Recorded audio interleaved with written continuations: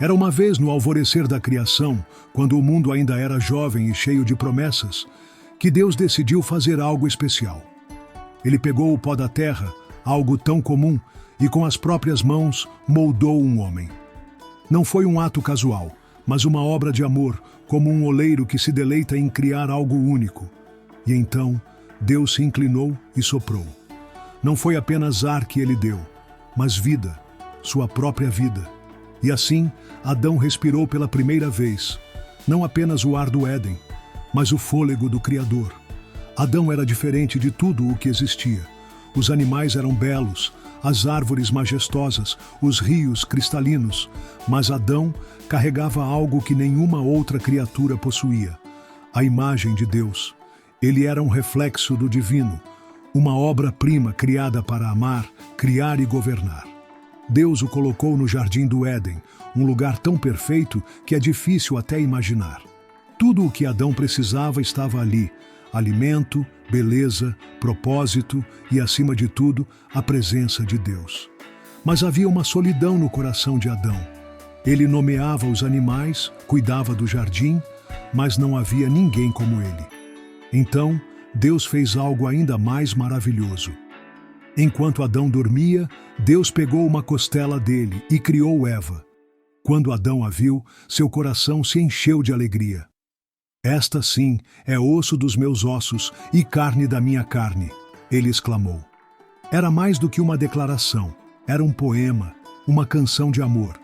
Juntos, eles formavam uma união perfeita, um retrato do amor de Deus. Mas como todos sabemos, a história não terminou ali. No meio do jardim havia uma árvore, a árvore do conhecimento do bem e do mal. Deus havia dito: "Não comam do fruto dessa árvore, porque no dia em que dela comerem, certamente morrerão." Era um teste simples, uma oportunidade para Adão e Eva mostrarem sua confiança e obediência. Mas a serpente, astuta e enganadora, sussurrou dúvidas no coração de Eva. "Vocês não morrerão", ela disse. "Deus sabe que no dia em que comerem, seus olhos se abrirão e vocês serão como Deus, conhecendo o bem e o mal." Eva comeu. E Adão, que estava com ela, também comeu. Num instante, tudo mudou. A inocência se foi, substituída pela vergonha. Eles se esconderam de Deus, tentando cobrir sua nudez com folhas. Quando Deus os chamou, Adão respondeu: "Ouvi teus passos no jardim e fiquei com medo, porque estava nu, por isso me escondi." E então, a culpa começou a se espalhar. Adão culpou Eva. Eva culpou a serpente. E o pecado, como uma mancha escura, entrou no mundo. As consequências foram profundas. O Éden, outrora um lugar de perfeita harmonia, agora estava marcado pela dor. O trabalho se tornou árduo, o parto doloroso, e a morte, algo que Adão e Eva nunca haviam conhecido, tornou-se uma realidade. Eles foram expulsos do jardim, mas mesmo naquela hora de juízo, Deus mostrou misericórdia. Ele fez roupas de pele para cobri-los, um ato de graça que apontava para a redenção que viria. A vida fora do Éden não foi fácil. Adão e Eva tiveram filhos e o pecado continuou a se manifestar. Caim, seu primogênito, matou Abel, seu irmão. A dor da perda deve ter sido imensa, mas mesmo assim, Adão e Eva continuaram a confiar em Deus. Eles ensinaram seus filhos sobre ele e a linhagem de Adão continuou, geração após geração, até que no tempo certo, Jesus Cristo veio ao mundo. Adão é mais do que o primeiro homem. Ele é um espelho para todos nós. Nele, vemos nossa própria história, nossa criação à imagem de Deus, nossa queda no pecado e nossa necessidade de redenção. Adão nos lembra que, embora sejamos falhos, Deus nunca desistiu de nós. Ele prometeu que a semente da mulher esmagaria a cabeça da serpente, e essa promessa se cumpriu em Jesus, o último Adão.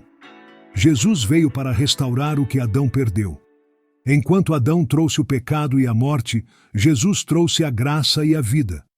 Ele é o novo começo, a chance de voltarmos ao jardim, não por nossos próprios méritos, mas pela sua obra na cruz. Adão nos mostra onde tudo começou.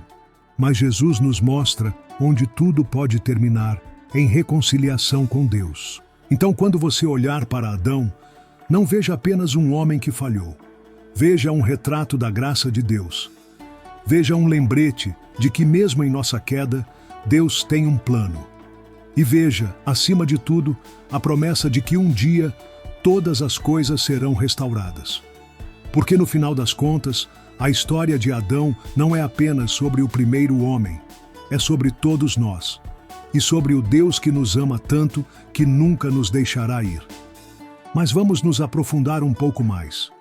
Imagine o coração de Adão naqueles primeiros dias fora do Éden. Ele deve ter sentido o peso da culpa, a dor da separação de Deus. Cada vez que ele suava para trabalhar a terra, cada vez que via Eva sofrer nas dores do parto, ele era lembrado das consequências de sua escolha. E ainda assim, mesmo naquela dor, havia esperança. Deus não os abandonou. Ele continuou a se comunicar com eles, a guiá-los, a amá-los. Adão e Eva tiveram outros filhos após Caim e Abel. A Bíblia menciona Sete, que nasceu quando Adão tinha 130 anos. Sete foi uma espécie de novo começo, uma linha de descendentes que continuou a buscar a Deus. Através de Sete, a linhagem de Adão continuou até Noé, Abraão, Davi e, finalmente, Jesus.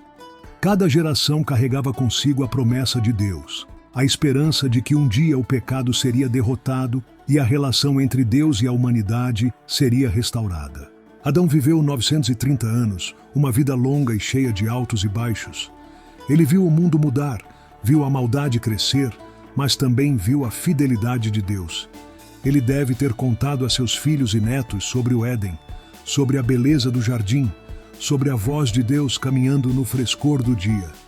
Ele deve ter falado sobre o pecado, sobre a serpente, sobre a escolha que mudou tudo. E ele deve ter falado sobre a promessa de que um dia a semente da mulher viria para consertar o que estava quebrado.